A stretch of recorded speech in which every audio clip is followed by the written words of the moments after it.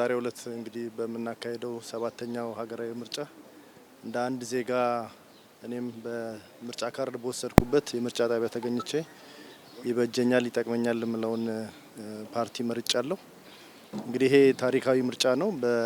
በተለይ ባለፉት አመታት ወይም ባለፉት ጊዜያት ስናደርጋቸው ከነበሩት ምርጫዎች በተለየ መንገድ የሰላማዊ ዲሞክራሲያዊና ፍትሃዊ የሆነ ህዝቡ በነጻነት ወጥቶ ምርጫውን የሚመርጥበት ምርጫ እንዲሆን ነው ጥረት ሲደረግ የነበረው።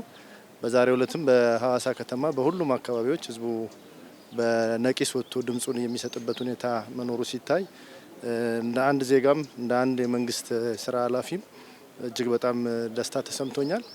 በዚህ እንግዲህ የህዝባችን በነቂስ ወጥቶ ድምጹን እየሰጠ መሆኑ ሲታይ በአጠቃላይ በመንግስት ምስረታ ውስጥ ህዝባችን ዲሞክራሲያዊ መብቱን እየተጠቀመ መሆኑን በተጨባጭ ማረጋገጫ ነው ብሎ መውሰድ ይቻላል። እንግዲህ የመራጩ ህዝብ ያው ምርጫ ካርድ አስቀድሞ በመውሰድ ለዚህ ምርጫ ዝግጅት ሲያደርግ ነው የቆየው።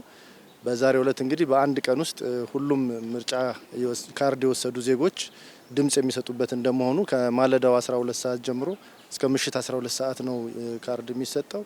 ነገር ግን አሁን እንደምናየው በርካታ የከተማችን ነዋሪዎች ካርድ የወሰዱበት ቦታ ላይ በመገኘት ድምጻቸውን እየሰጡ ስለሚገኝ እንግዲህ ድምጻቸውን መስጠት መብት ያላቸው ወይም ካርድ የወሰዱ ዜጎች በጠዋት መጥተው በዛሬው ዕለት ምንም አይነት ብክነት ሳይኖር ድምጻቸውን እንዲሰጡ ይሄ ደግሞ እንግዲህ በቀጣይ 5 ዓመታት የሚመራቸውን ያገለግልናል የሚሉትን መንግስት የሚያጸኑበት ወይም መንግስት የሚመርጡበት እንደመሆኑ ይህንን እድላቸውን በአግባቡ እንዲጠቀሙ ነው በዚህ አጋጣሚ ጥሪ ማስተላለፍ።